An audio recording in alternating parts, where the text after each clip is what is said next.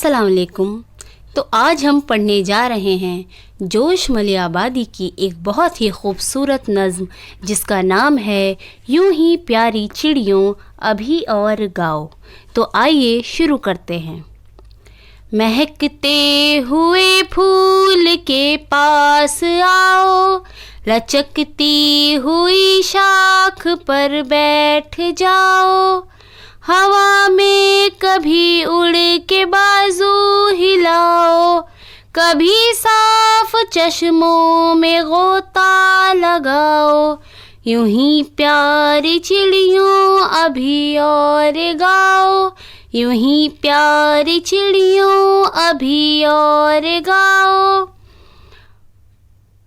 پھدک کر ادھر سے ادھر دور جاؤ، چہک کر ادھر سے ادھر پر ہلاؤ، چمک کر کبھی شاخ پر چہچہاؤ، اچھل کر کبھی نہر پر گنگناؤ، یوں ہی پیاری چڑیوں ابھی اور گاؤ، یوں ہی پیاری چڑیوں ابھی اور گاؤ۔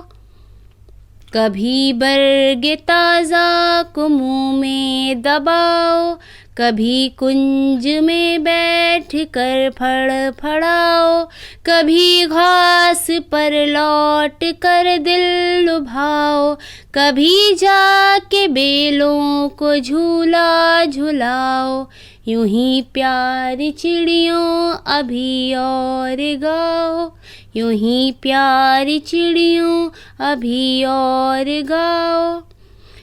میں بےتاب ہوں مجھ کو جلوہ دکھاؤ، میں گمراہ ہوں مجھ کو رستہ بتاؤ، نہ جھجکو نہ سہمو نہ کچھ خوف کھاؤ، میرے پاس آؤ میرے پاس آؤ، یوں ہی پیاری چڑیوں ابھی اور گاؤ، یوں ہی پیاری چڑیوں ابھی اور گاؤ۔ یہ نظم تھی جوش ملیح آبادی کی بہت ہی بہترین نظم۔ تو آئیے ایک بار دیکھ لیتے ہیں اس کو میننگ کے ساتھ اور معنی کے ساتھ۔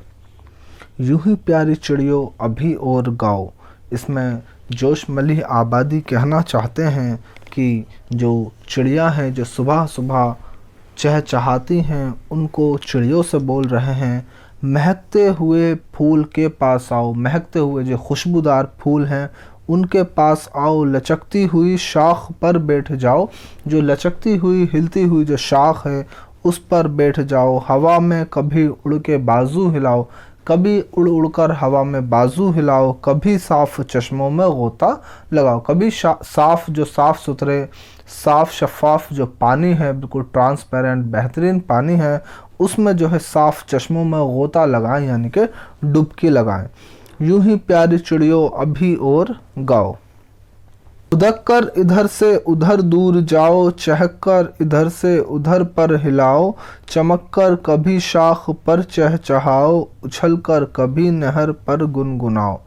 پھدک کر ادھر ادھر دور جاؤ، تو چڑیوں سے کہہ رہے ہیں کہ پھدک کر اچھل کر ادھر ادھر جائیں، چہک کر ادھر سے ادھر پر ہلاؤ، اور چہکیں بھی ساتھ میں چہکنا بھی کریں، چرپنگ بھی کریں، چمک کر کبھی شاخ پر چہچہاؤ، اور جو ہے شاخ پر جو ہے چمک کر جو ہے چہچہائیں، اچھل کر کبھی نہر پر گنگناؤ، اور نہر کر جو ہے ندی کے پاس جو ہے وہاں پر بھی جو ہے گنگنائے چڑیا۔ یوں ہی پیاری چڑیوں ابھی اور گاؤ۔ کبھی برگ تازہ کو منہ میں دباؤ، یہ تھوڑا سا مشکل ہے تو آپ کو اس کا معنی بتا دیتے ہیں۔ کبھی برگ تازہ، برگ کہتے ہیں پتے کو، کبھی برگ تازہ کو منہ میں دباؤ، یعنی کہ تازہ پتے کو کبھی منہ میں دباؤ، کبھی کنج میں بیٹھ کر پھڑ پھڑاؤ، کبھی کنج میں کونے میں بیٹھ کر پھڑ پھڑائیں، کنج یعنی کہ کونا۔ کبھی برگ تازہ کو منہ میں دباؤ، تازہ پتے کو منہ میں دباؤ، کبھی کنج میں بیٹھ کر پھڑ پھڑاؤ، کبھی کونے میں بیٹھ کر پھڑ پھڑاؤ، کبھی گھاس پر لوٹ کر دل لبھاؤ، کبھی گھاس پر بھی لوٹیں، کبھی جا کے بیلوں کو جھولا جھلاؤ۔ جو بیل ہوتے ہیں، بیل पौधे होते हैं अंगूर वगैरह के, उन बेलों को जाकर झूला झुलाओ, यानी कि उन पर झूलें, बैठ जाएं। यूं ही प्यारी चिड़ियों अभी और गाओ, मैं बेताब हूँ मुझको जलवा दिखाओ, मैं बेताब हूँ, बहुत ही ज़्यादा एक्साइटेड हूँ, मुझको जलवा दिखाओ, मैं गुमराह हूँ मुझको रास्ता बताओ, मैं गुमराह हूँ, मुझे रास्ता नहीं पता है, मुझे रास्ता बताओ। ना झिझको ना सहमो ना कुछ खौफ खाओ, झिझको नहीं, हेजिटेट ना करें, ना सहमो ना कुछ खौफ खाओ, मेरे पास आओ मेरे पास आओ, यूं ही प्यारी चिड़ियों अभी और गाओ। जोश मलिह आबादी। आइए देख लेते हैं कुछ अल्फाज और उसके मानी। गोता लगाना यानी कि डुबकी लगाना, बर्ग पत्ता, कुंज, कोना, गोशा, दिल लुभाना, कहते हैं दिल के गोशे में यानी कि दिल के कोने में। दिल लुभाना मुहावरा, दिल को खींचना, बेताब बेचैन कमज़ोर, जलवा मंजर, गुमराह राह से भटका हुआ, झिझकना डर जाना रुक जाना, सहमना डरना, खौफ खाना, रास्ता बताना रास्ता दिखाना, तरकीब बताना, खौफ खाना मुहावरा है यानी कि डरना। सोचिए बताइए और लिखिए, चिड़िया बागीचों में क्या कर रही हैं? चिड़िया बागीचों में उड़ रही हैं, चहक रही हैं, चहचहा रही हैं और गा रही हैं। इसमें इस नज़्म के दूसरे बंद में शायर ने चिड़ियों को फुदकने और चहकने का जिक्र कैसे किया है? दूसरे बंद में शायर ने जोश मलिह आबादी ने कहा है,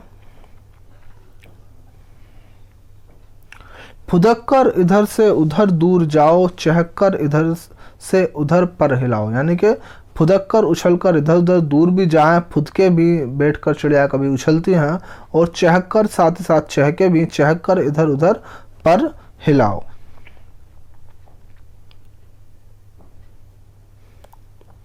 चिड़िया घास के तिनकों को मुंह में दबाकर इधर उधर ले जाती हैं। इन तिनकों से वो क्या करती हैं? जब चिड़िया तिनकों को चोंच में दबाकर लेकर जाती हैं तो वो अक्सर अपने आशियाने, अपने घोंसले में जाकर उन तिनकों को रख देती हैं और उससे अपना घोंसला बनाती हैं। नज़्म के तीसरे बंद का मतलब अपने अल्फाज में लिखिए। तो तीसरा बंद है, उसके आप मानी को, मतलब को अपने अल्फाज में लिख देंगे अपने शब्दों में। मिसरों में खाली जगह को भरिए। लचकती हुई शाख पर बैठ जाओ, चमक कर कभी शाख पर चहचहाओ, कभी बर्ग ताज़ा को मुंह में दबाओ, कभी कुंज में बैठ कर चहचहाओ, मैं बेताब हूँ मुझको जलवा दिखाओ। तो ये जो अल्फाज हैं आप वहाँ से देखकर इनको लिख देंगे। इन लफ्ज़ों से जुमले बनाइए और खाली जगहों में लिखिए। आइए कुछ देख लेते हैं मुहावरे और उनके मानी क्या होते हैं। दिल लुभाना फ़ायदेमंद होना, दिल को खींचना, आशिक होना मतलब है, और इसको जुमले में इस्तेमाल कर लेंगे। जलवा दिखाना, तो जलवा दिखाना क्या होता है? बेमुरव्वत होना, भाग जाना, नज़र आना। ठीक है, तो जलवा दिखाना जो है देख लेंगे, जलवा दिखाना, नज़र आना। खौफ खाना, होशियारी करना, डरना, पलके झपकाए बगैर देखना। तो खौफ खाना यानी कि डरना। ये कुछ मुहावरे थे, आप उनको लिख लेंगे।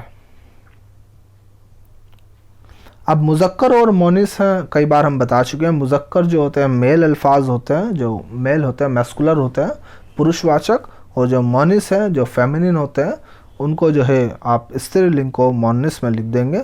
झूला, तो झूला क्या होता है? झूला होता है, अच्छा होता है, तो मुज़क्कर में आ जाएगा जलवा। जलवा दिखाना, जलवा दिखाई तो नहीं जाती, दिखाया जाता है, तो इसलिए जलवा मुज़क्कर हो जाएगा। हवा, हवा चलता नहीं है, चलती है, तो मोनिस में आ जाएगा। बाजू, बाजू होता है, होती है, होता है, तो इसलिए मुज़क्कर हो जाएगा। घास होती है तो मोनिस में हो जाएगा।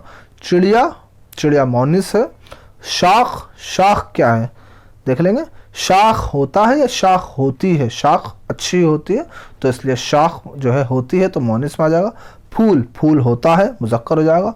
चश्मा होता है, मुज़क्कर हो जाएगा। नहर होती है, मोनिस। बर्ग पत्ता, मुज़क्कर।